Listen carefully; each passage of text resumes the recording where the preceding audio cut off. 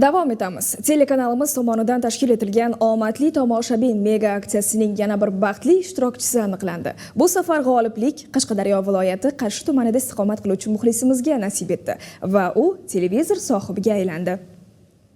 Omadli tomoshabin aksiyasining bu galgi g'olibi Qashqadaryo viloyati Qarshi tumanilik Abdullayeva Nasiba bo'ldi.